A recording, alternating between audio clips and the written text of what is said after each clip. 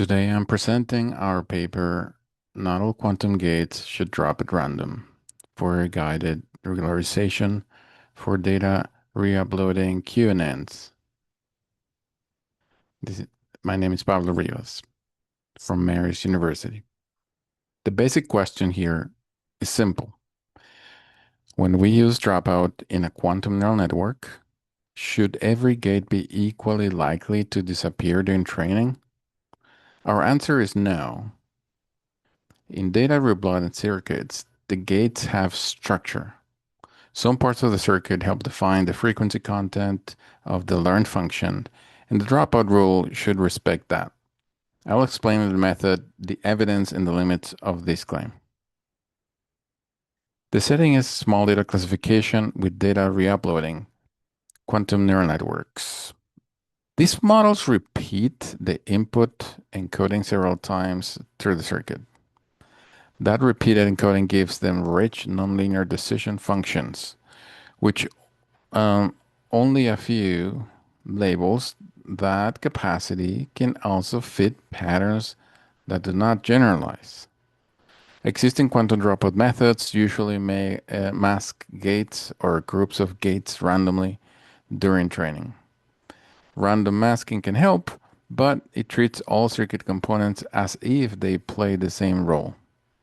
Our paper asks whether data reuploading QNN gives us enough structure to make dropout more selective. This is the method in one figure. The base model is a sequence of reuploading blocks. Each block has an encoding part, S of L, of X, and a terminal part, W sub L, of theta. Random gate dropout masks individual trainable rotations.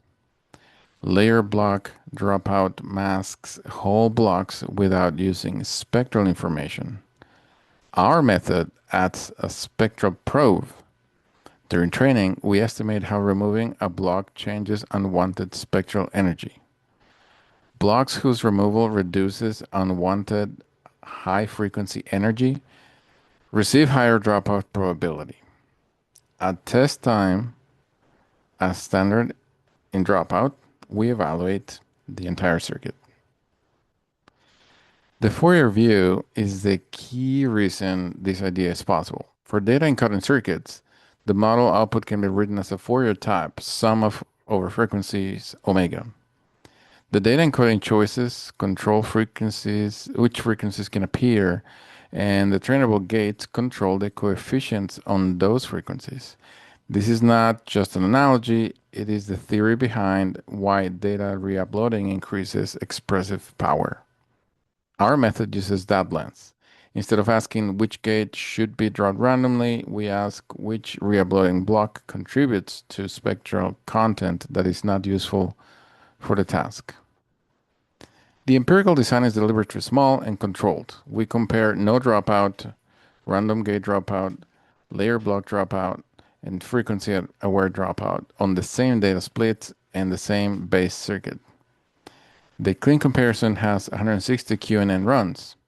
Then we run a control soft rule check, label those experiments, and dropout probability ablation, a qubit-count ablation, and a classic context baselines. The datasets are synthetic on purpose, low sine, mixed sine, moons, and a high-frequency checker task. This lets us ask whether the spectral prior helps when it should and fails when it should. Here's the clean data result. The first frequency-aware rule was too aggressive. We did a control soft rule check rather than a wide method search.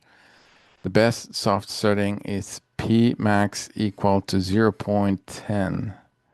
It improves the central dropout comparison in the most relevant small data mix settings. On mixed sine at n equals 32, it reaches 0.981 accuracy. On moons at n equals 32, it reaches 0.830. But the figure also shows an important limit. No dropout remains very strong on clean data, especially at n equals 64.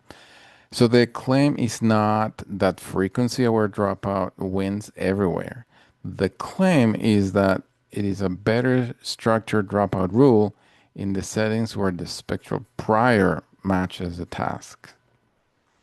The spectral analysis asks whether the method changes the kind of function the model learns.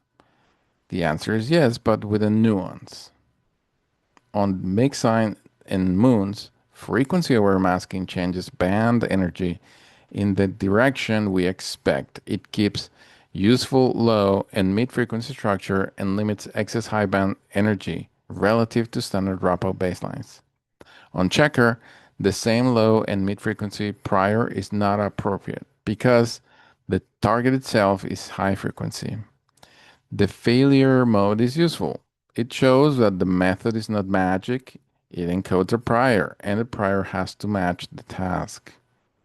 Accuracy alone is too thin for this paper.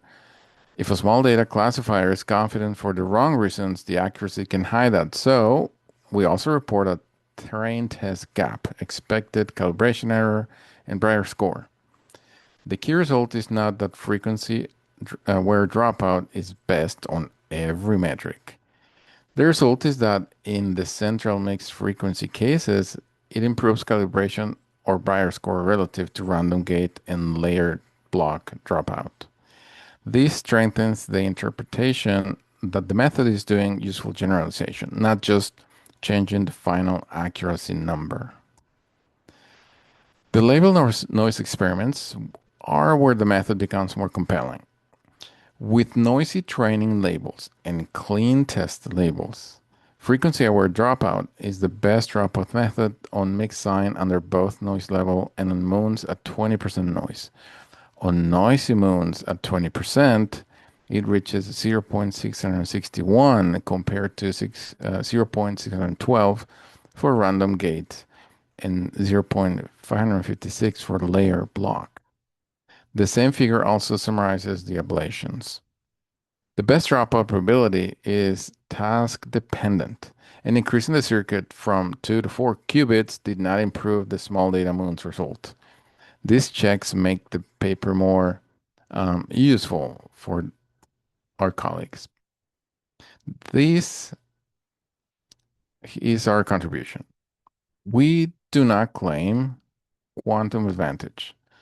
Classical baselines are very strong on these tasks, especially radial basis function SVMs on moons and the small MLP on mixed sine. We also do not claim that frequency over dropout always wins. No dropout often wins on clean data at larger sample size. We do not make hardware or finite shot claim because the experiments are exact simulation. And checker is not a failure of the paper. It is evidence that the frequency prior matters. If the target needs high frequency structure, a low and mid frequency regularizers can hurt.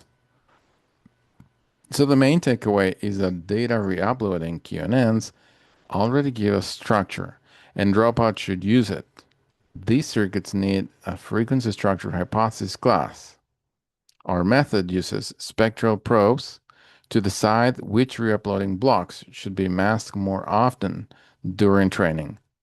It's not universally best, but it is a stronger and more interpretable quantum dropout rule in the setting where the frequency prior matches the task. The failure modes are also informative. Simple low frequency data, high frequency checker data, and larger circuits all show limits that are consistent with the theory. That is why the title says, not all quantum gates should drop at random. Thank you for listening. Let us know if you have any questions and contact us. Thank you.